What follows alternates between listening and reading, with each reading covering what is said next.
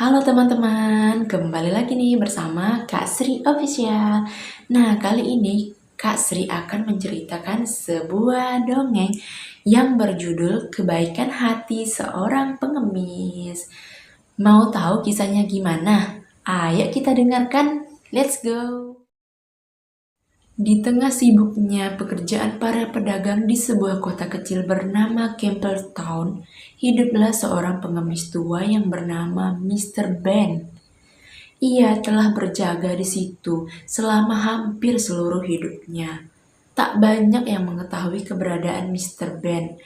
Bahkan ia disamakan oleh orang-orang sekitar situ bagaikan lalat yang hinggap di atas daging. Hanya ada satu orang pedagang yang selalu memperhatikannya, yaitu Mr. Paul, seorang pedagang buah apel yang jujur, baik, dan selalu membuat orang-orang di sekitarnya tertawa. Mr. Ben sesungguhnya bukanlah seorang pengemis yang berasal dari daerah Campbelltown. Ia seperti itu dikarenakan ia memiliki penyakit amnesia. Maklum, usianya sudah hampir berkepala 6. Sampai hari ini pun ia tidak tahu asal-usulnya dari mana. Sehingga orang-orang di sekitar situ memanggilnya dengan Mr. Ben. Mr. Ben merupakan pengemis yang baik yang selalu membantu para pedagang dalam membereskan jualan, yang mana hasil dari membantu membuat Mr. Ben dapat menyambung hidupnya walaupun hanya tinggal seorang diri di tengah hiruk-pikuknya pasar.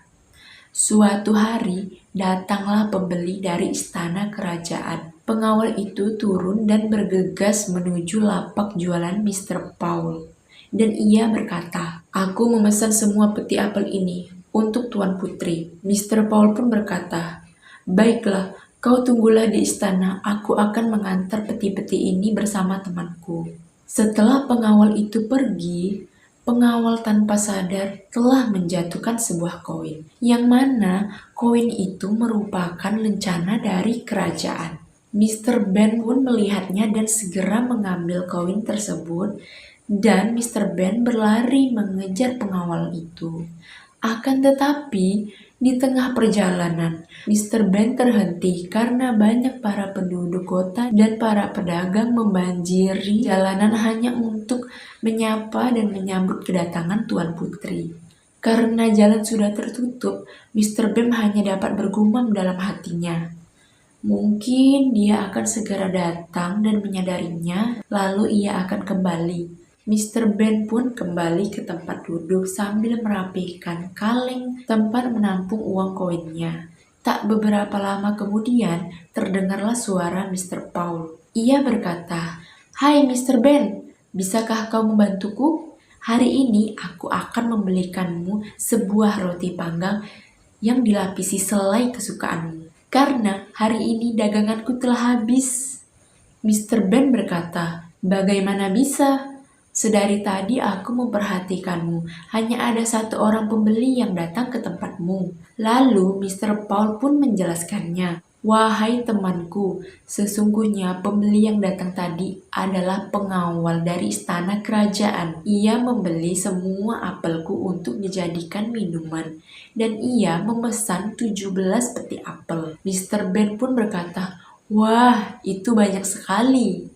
Maka dari itu, aku memanggilmu dan meminta bantuanmu agar menemaniku dalam perjalanan mengantar apel ini." Sekali lagi Mr. Ben bergumam dalam hatinya, "Aku telah mengejarnya, namun tak bisa.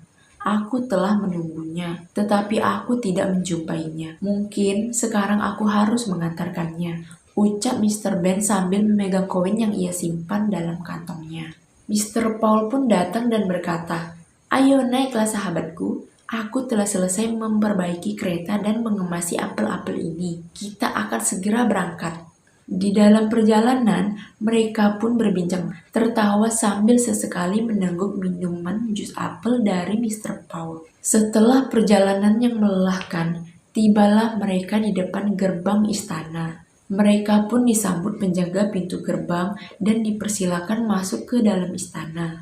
Seketika itu, tanpa sepengetahuan Mr. Ben, salah satu penjaga mengawasi koin yang dibawa oleh Mr. Ben. Penjaga itu berkata, "Wahai Pak Tua, tunggu sebentar.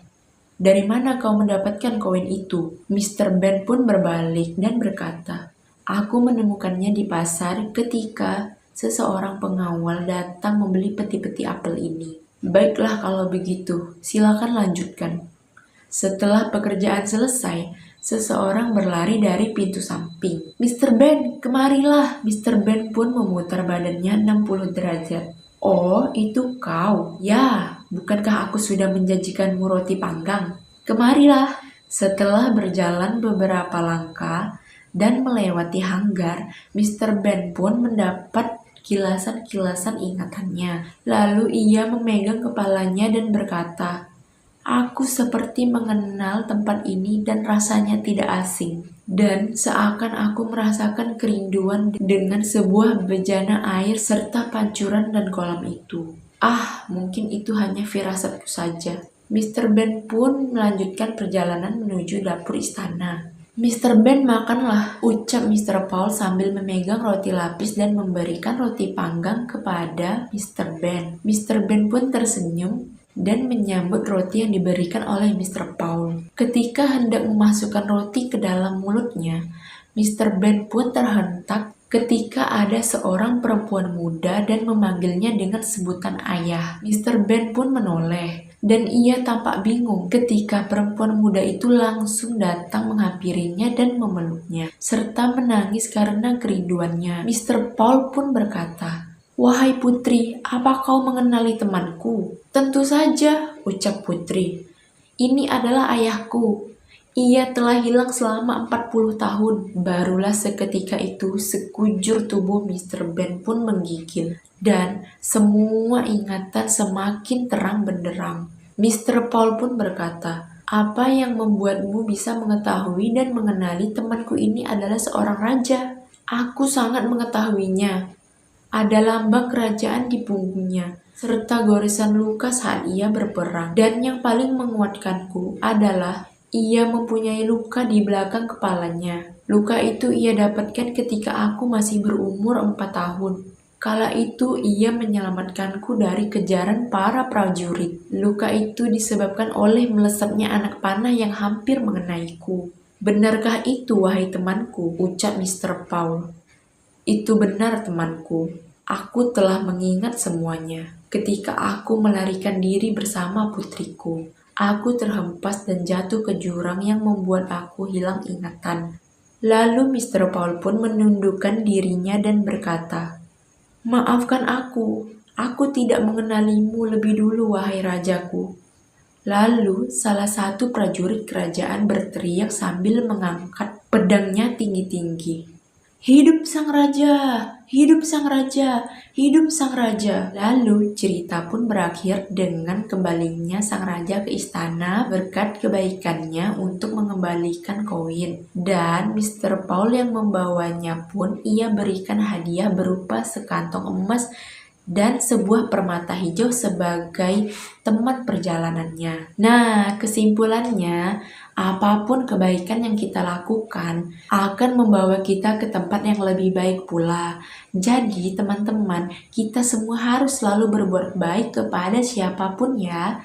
Oke teman-teman, itulah dongeng kisah kebaikan hati seorang pengemis. Terima kasih buat teman-teman yang sudah menonton. Jangan lupa like dan juga subscribe ya. Dan nantikan dongeng selanjutnya dari Kak Sri. See you, bye-bye.